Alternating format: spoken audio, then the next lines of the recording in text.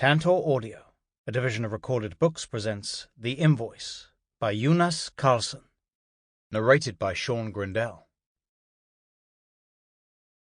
Chapter 1. It was such an incredible amount. 5,700,000 kroner. Impossible to take seriously. I assumed it must be one of those fake invoices, the sort you hear about on television and in the papers. Unscrupulous companies trying to defraud people, often the elderly, out of their money. It was very well done. There was no denying that. The logo looked genuine, at least to me. I don't really know. I don't get much post, apart from the usual bills. This one looked pretty similar, except for the amount, of course. WRD it said in large letters, and the bit about conditions of payment was very convincing. The whole thing had that dry, factual tone, just like something from a genuine organization. But if it was genuine, there must have been a massive mistake. Some computer must have gotten me mixed up with a big company, or maybe a foreign consortium. 5,700,000 kroner. Who gets bills like that? I chuckled at the thought that someone might actually pay that amount of money by mistake and never question it. I drank a glass of juice, dropped some advertising leaflets into the recycling box. All those offers and brochures that somehow managed to get past the no ads please sign, then put on my jacket and went off to work. I worked part-time in a video shop for enthusiasts. There were 2 of us who took it in turns to stand there 2 or 3 days a week, placing orders, sorting films as they came in, cataloguing and putting them on the shelves. Every now and then I was able to help a customer find the right film, or explain why a special edition with extra material hadn't come in yet, or possibly didn't include a specific interview that the customer had seen online, and which they thought cast the director in question in an entirely new light, and which he or she, usually he, could reproduce pretty much verbatim for me if I felt like listening. Mostly, though, I just stood there thinking about other things. The walk was a bit windy, but it was the start of light jacket weather, and most of the trees already had plenty of leaves on their branches. As I walked, I thought about the invoice, and wondered how they had managed to get hold of my name and address. Did they just pick the first one they came across? Unless perhaps there was someone else with very similar details. The windows of the shop were covered by a greenish-yellow layer of pollen, and the door was tricky to open. It didn't seem to matter how we adjusted the closing mechanism. Either the door was hard to shift, or it flew open at the slightest touch. Today, it stopped halfway. The floor felt sticky under my feet as I walked to the counter to hang my jacket on the hook beneath it. I put a pot of coffee on to brew in the little kitchen behind the desk. Something had burned onto the bottom of the jug, and Thomas, who worked the other day, said he never drank anything out of it, but I didn't think it was that much of a problem. Quite the opposite, in fact. It gave a bit of a kick to what was otherwise a pretty insipid drink. I pushed the door of the cupboard under the sink several times because it wouldn't shut properly. It was missing its little magnet thing. Each time it swung open again a couple of centimeters. In the end, I got a bit of sticky tape, rolled it up and stuck it to the inside of the door, and that kept it closed. Under the counter, there was a basket containing the films that had been returned last week, the ones Thomas hadn't bothered to put back on the shelves. I sat there, looking at them as I waited for the coffee. There was a Kubrick, a Godard, and The Spanish Prisoner by David Mamet. I turned the case over and read the back. It had been a long time since I'd watched it. That was when I was still with the love of my life, Sunita, and we would take turns to show each other our favorite films. I'm not even sure if we managed to get to the end of it. She didn't think it was that great. When the coffee was ready, I found a bit of milk in the fridge that was only a couple of days old. I poured some in and drank as I put the rest of the films out. As I was on my way back to the counter, I felt my shoes sticking to the floor again. I assumed someone must have spilled some Coke or something similar, because wherever I walked, my shoes seemed to stick to the lino flooring. It sounded kind of funny, actually. Well, it did if you moved with the right sort of rhythm. I sat for a while behind the counter and pondered the possibility that someone had stolen my identity, cloned it, or whatever the word was, and had then ordered something and let the company invoice me for that insane amount. But what could you order that cost 5,700,000 kroner? It seemed to me they ought to have better safeguards in place for this sort of thing. Sometime between 11 and past, we usually got a brief period of direct sunlight in the shop. I tried leaning over and tilting my head to see if I could work out what was making the floor sticky, and sure enough, from the right angle, you could see little islands of a spilled soft drink. I stared at it for a while. It looked a bit like a map of the world, if you removed parts of Asia and Australia. I squinted. Africa looked really good, not to mention what were probably Greenland and Alaska. But I reasoned, that's only because we're not so familiar with the geographic details of those regions. I thought for a while about which country's shapes I knew best, apart from Sweden, of course, and came to the conclusion that they were probably still the ones in northern Europe. A short while later, the sun disappeared over the rooftops, but the stickiness was still there. I could hear it clearly every time I walked across it. I called Jürgen, my boss, and asked if we could buy a mop. He said that was fine, and that it was probably good to have one for future use, and that it would be nice if I could clean the whole floor. "Just keep the receipt," he said. So I went to the hardware shop and bought one of those buckets with a strainer where you can squeeze the water out of the mop that comes with it. I filled it with warm water and realized that I should have bought some sort of floor cleaner or dishwashing liquid, then reasoned that it would probably be okay as long as the water was hot enough. I cleaned every bit of floor in the shop. It looked pretty good. The whole shop felt nicer, almost a bit luxurious. I changed the water a couple of times, then finally mopped the soles of my shoes as well. Then I sat for a while, changing the background on my cell phone. I switched it off, then on again, and changed the background once more. Just in time for lunch, my friend Roger came in. When I emerged from the toilet, he was standing there talking on his phone. He nodded in my direction, then he disappeared back out into the street. 20 minutes later, he came back in and asked if he could eat the rest of my takeout. "You don't mind, do you?" he said, and I told him I didn't. He sat down on the stool behind the counter and slurped up the remaining noodles and meat. He said he'd had a cold for almost 3 weeks, but that it finally seemed to be on the way out. "To start with, it was just a bit like a sore throat," he said as he chewed the food. "Then it turned into a really bad sore throat, the sort where it hurts to swallow.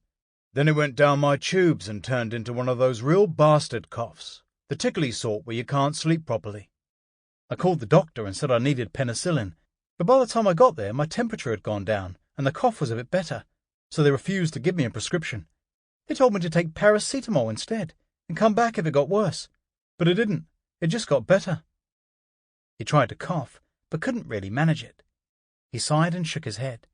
Then he went on eating until the aluminium tray was scraped clean. Then he pushed it away and asked if we'd gotten any new films in. Then when I said we hadn't, he sighed again and looked out through the window. "Well," he said, "I'd better get going." He grabbed a handful of the sweets we keep to offer children, then disappeared out through the door. I followed him, thinking I might as well hang up the faded red open flag. No customers came in that afternoon either, so I had a chance to sort some invoices. I added the receipt for the mop and bucket. I punched holes and put everything in folders. Jürgen had a particular way he wanted things organized. Receipts in a green folder and unpaid invoices in a blue one. Then he would pay those himself and transfer them to the green folder. As I was sitting there, leafing through the folders, I found myself thinking once more about the odd invoice I'd received. I noticed that some companies printed the full amount, down to the last aura. That made it look like a very long number. Sometimes it was hard to see the little decimal point between the zeros. Maybe that's what had happened to me, I thought. Maybe they'd just missed the decimal point, unless perhaps I hadn't noticed it. No, that couldn't be right, because even if you removed 2 of the zeros, it was still an insanely large amount. I certainly hadn't ordered anything that cost 57,000. I'd remember something like that. And what did WRD stand for? I had a bit of a look to see if I could find anything similar among the shop's invoices, but there was nothing like it there. No, I thought. There must have been some sort of mistake somewhere. Simple as that. Chapter 2. Pretty much exactly a month later, a reminder arrived with a surcharge for late payment. The amount had risen to 5,700,150 kroner. I looked at the sheet of paper more closely. There was no question that it was my name and my address on it, and there was no missing decimal point. There was no doubt about the amount. This time the invoice was from a payment clearance company, SWE-X. "We cannot enter into correspondence," it stated clearly in the middle of the page. "All appeals should be directed to our client," then a telephone number.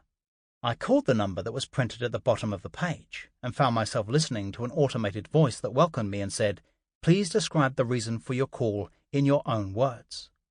I made an attempt to explain why I was ringing, but before I had finished, the automated voice interrupted me and said I would be put through to an operator. You are currently number 36 in the queue.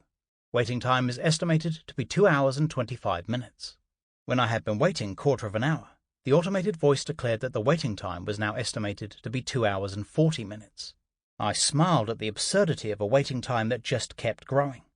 And seeing as the whole thing was really all a mistake, I decided to let them work it out for themselves, while I went out and bought myself an ice cream. It was a gloriously sunny day, not a cloud in the sky, and the temperature was approaching 30 degrees in the shade. Down by the kiosk, people were crowded into the shadow of the projecting roof, as if taking cover from rain. I stood and waited out in the square for a while, but fairly quickly felt the sun burning my scalp and neck, so I too pushed my way in under the little roof. People were chatting about all sorts of subjects. Then suddenly, I heard an older woman say to a young man of 17 or 18, "How much was yours?" I didn't hear his reply, but her reaction was clear enough. "Oh, well, you were lucky then." The young man muttered again.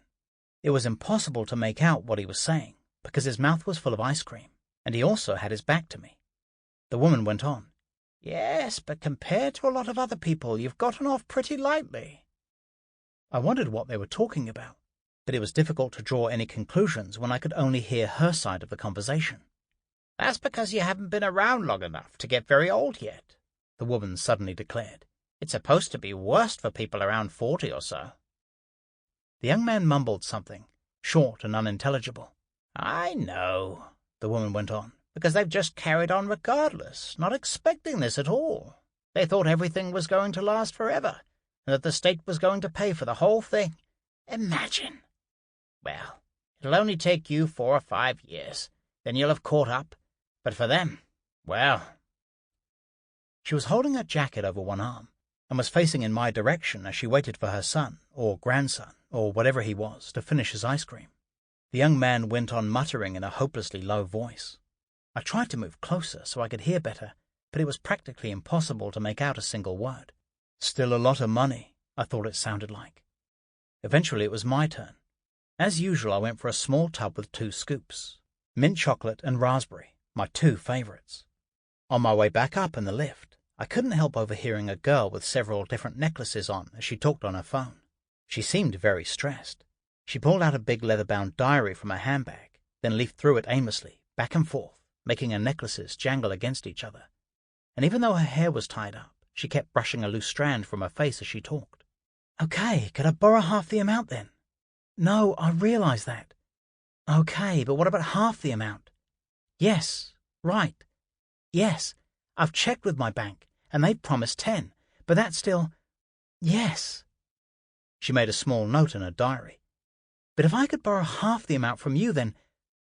Yes, the invoice comes to..." She caught my eye and suddenly fell silent, as if she had only just noticed that I was standing there. The person at the other end went on talking as the girl murmured in reply. For some reason, these 2 overheard conversations left me feeling uneasy. It was as though they were talking about something that ought to concern me, something I'd missed.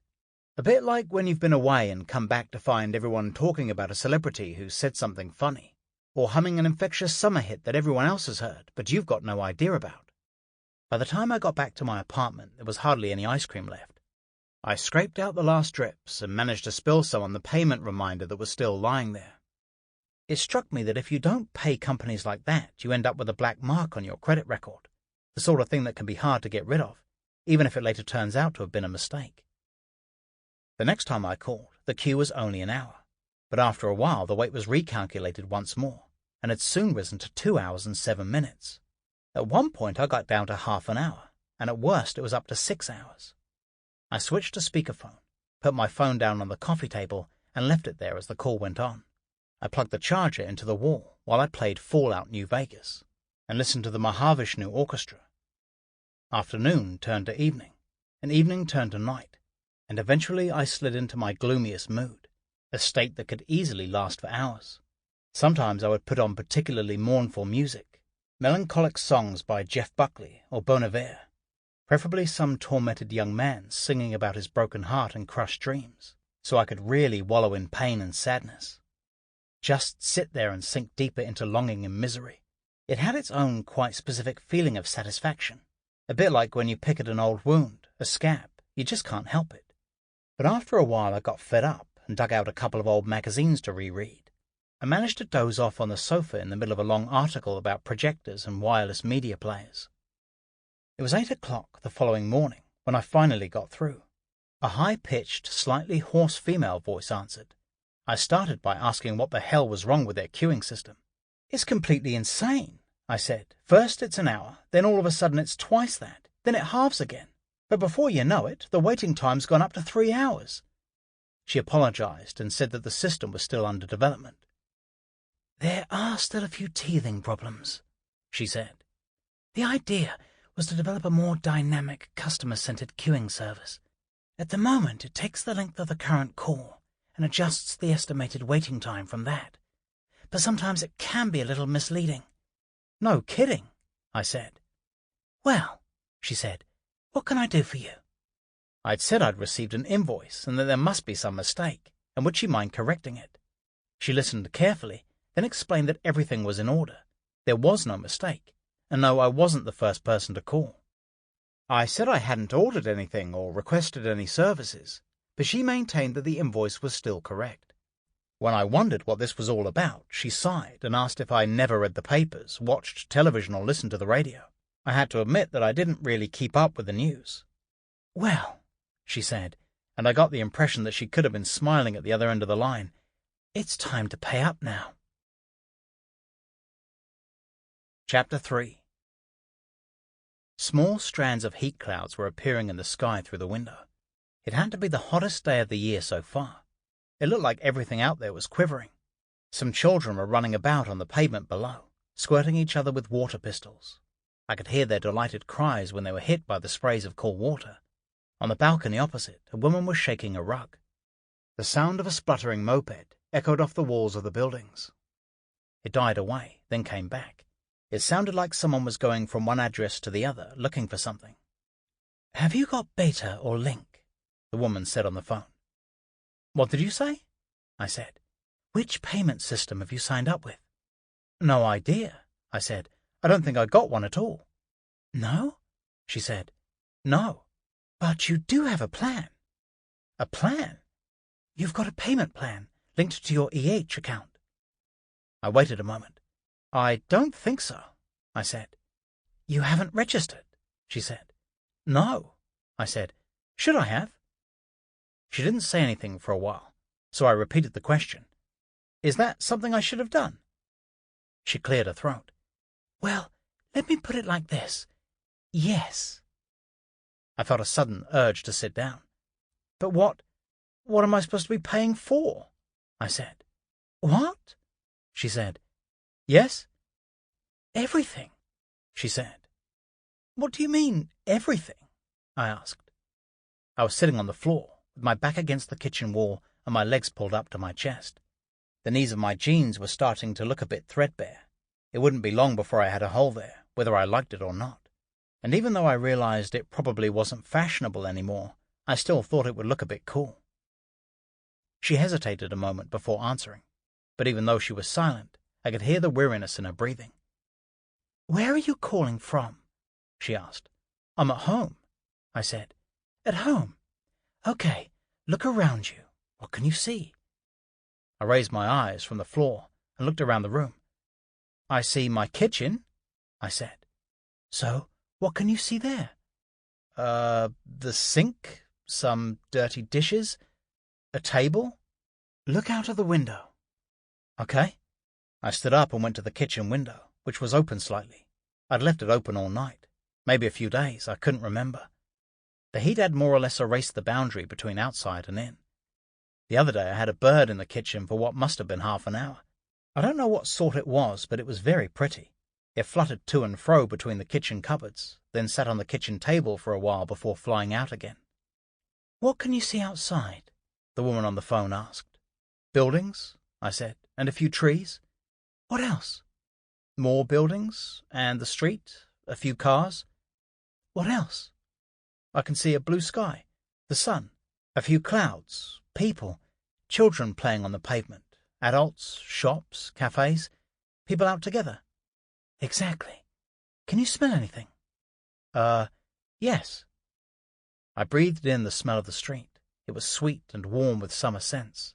Flowers, a shrub of some sort, some old food, a faint smell of something slightly rotten, and petrol. Typical summer smells, almost a bit Mediterranean. I could hear the moped again now. You can feel something, can't you? The woman continued.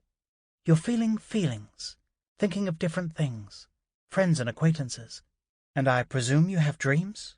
She was no longer bothering to wait for me to reply. What do you mean? I said. Do you dream at night? She went on. Sometimes. Do you imagine all that is free? I didn't say anything for a while. Well, I suppose I thought. Is that really what you thought? She said. I tried to come up with a reply, but my thoughts were going round in circles without formulating themselves into any sort of order. The woman on the phone went on, giving a long explanation of the division of costs, resolutions, single payments, and deduction systems. It sounded almost as if she knew it by heart. But how can it amount to so much? I said, when I could speak again. Well, she said, being alive costs. I said nothing for a while, because I didn't know what to say. But, I eventually said, I had no idea it was so expensive. Chapter 4. I looked at the payment reminder from the collection company. I ran my finger across the ice cream stain. I felt foolish, unmasked somehow. I felt the same way I used to feel back in school many years ago, when the teacher would ask questions designed to reveal how wrong your reasoning was. The children were heading off down the street. They were about to disappear round the corner. The sound of the moped was increasingly distant. A man had arrived on a bike and was busy chaining it to a lamppost. But I've always paid my taxes, I said. She laughed. I sank back down onto the floor. Somehow that felt like the most comfortable way to sit right now. This isn't a tax, she said. She was silent for a few moments, as if she were expecting me to comment. But I didn't know what to say, so she carried on talking of her own accord. Tax? That's barely enough to cover day-to-day maintenance. Besides, I presume you don't belong to the group that... She stopped again, and I heard her tapping at a keyboard. Let's see. What did you say your date of birth and ID number were? I told her, and heard her type in the numbers. She drummed her fingers gently against the phone as she waited. Right. Let's see, you're 39 years old. And you haven't made any payments at all. No, I had no idea that... She interrupted me mid-sentence. Well, obviously it's going to amount to a fair sum. I heard her clicking, as if there were more pages to look through. She went on. That's a lot of money. Several rays of sunlight were falling across the kitchen floor. One of them reached my legs. I stretched my hand carefully back and forth, in and out of the light. Why hadn't anyone said anything? I wondered. And as if the woman at the authority could hear my thoughts, she went on in a rather strict tone of voice. I'm so fed up of hearing people say they didn't know anything. We've run several online campaigns over the past year. We've had ads in the papers and handed out information leaflets at schools and workplaces. You'll have to be a bit more observant in the staff room or cafeteria next time. The staff room? Yes, that's usually where the notices get put up about things like this. But, I said, pulling my hand out of the light, there's absolutely no way I can pay. She was completely quiet for a while. No? I considered the meagre income from my part-time job in the video shop. The little that was left over from my wages, which were paid partly cash in hand, plus a small inheritance that was gradually shrinking, made up the sum total of my savings. On the other hand, I'd never had any particularly large expenses. My apartment was small and old-fashioned, and the rent was low. I had no one but myself to support, and I didn't have a lavish lifestyle. A few computer games every now and then, music, a bit of food, hardly any phone bill to speak of, and I got films free from the shop. Sometimes I would pay for a beer or lunch for Roger, but that didn't happen often these days. I always imagined I was free of extra financial responsibilities of that sort.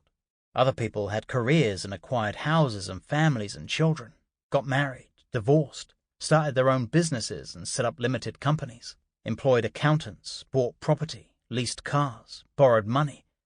I was pretty happy on my own, without a big social circle or anyone to cause any problems.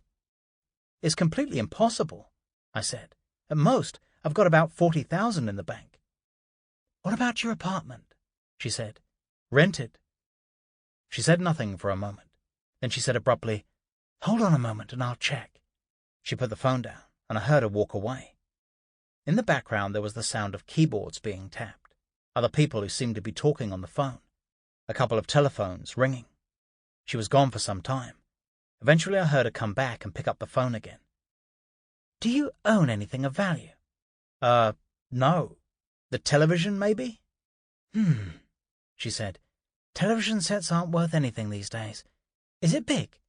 32 inches, maybe? Forget it, that's nothing. No car? No. I see, she said and sighed. You'll have to pay what you can. Then we'll start with an inventory of your home and see what that comes up with. That will give us an idea of what level of debt we're going to end up at. And what happens then? That depends entirely on the amount. In what way? Well, we do have a debt ceiling. What does that mean? That means we can only permit debts up to a certain limit. I mean, in order to maintain continued access. To what? To everything. Are you going to kill me? She laughed, and it was evidently a stupid question, and I felt rather relieved at her reaction. No, she said, we aren't going to kill you. But I'm sure you can appreciate that you can't carry on enjoying experiences if you don't have the means to pay for them. I held my hand out toward the shaft of light again, and felt the heat of the sun.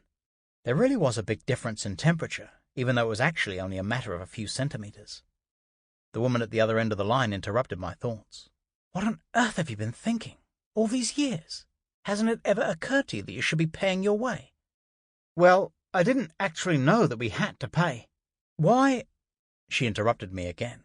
She had obviously heard all this before. She knew it wasn't going to lead anywhere. She'd run out of patience for excuses and explanations. I could hear voices in the background and got the impression that my time was running out. Let me put it like this. Have you ever been in love? Yes. When?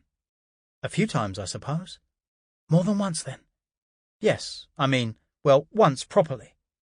She was running on autopilot, probably already thinking about the next conversation, but she still sounded friendly, in a professional way. There, you see? You must have experienced some wonderful things. I thought about Sunita, whom I had been with for several years back in the 90s. A small wave of memories coursed through my body, a pang of melancholy. Yes, I suppose so, I said. She was obviously in a hurry to hang up now. There was no mistaking it, as if she had suddenly realized that we had exceeded our allotted time, as if it had struck her that she didn't have time to make idle conversation with me. Well, if there's nothing else, thank you for calling. Hang on a minute, I said. What can I do? She must have loads of calls waiting. Maybe she could see the constantly rising number of people in the queue. She probably had a boss who was eager for her to move on. She was talking faster now. Have you checked with your bank? No, but it doesn't really seem very likely that No, I suppose not. She sighed audibly, and someone said something in the office where she was sitting. Do you know what? She said. Take a thorough look at your finances in peace and quiet. People usually manage to come up with something, and then call me again. But, I said, the queue to get through is really long. You can have my direct number. Okay. I got her number and wrote it on the bottom of the ice cream tub. My name's Maud, she said. We hung up, and I sat there for a long time with the phone in my hand. The sun had passed behind a cloud. The warm ray of light across my knees was no longer there. Chapter 5. I could hear ringing in my ears, the sort of sound you get after a concert or a sinus infection. I'm not sure when it started. Maybe it was just that long phone call. It was already as hot as grease inside the apartment, and I knew it was only going to get hotter when the sun moved completely round to this side of the building later in the afternoon. I wondered if it was best to carry on leaving the windows open, or if I was only letting in more heat. An overwhelming feeling of tiredness washed over me. I hauled myself up onto the sofa, thinking that somewhere at the back of my mind I'd always had an inkling about this, the feeling that life couldn't really be this simple. I leaned back, took some deep breaths, and felt a weak breeze just about reach me. Sample complete. Ready to continue?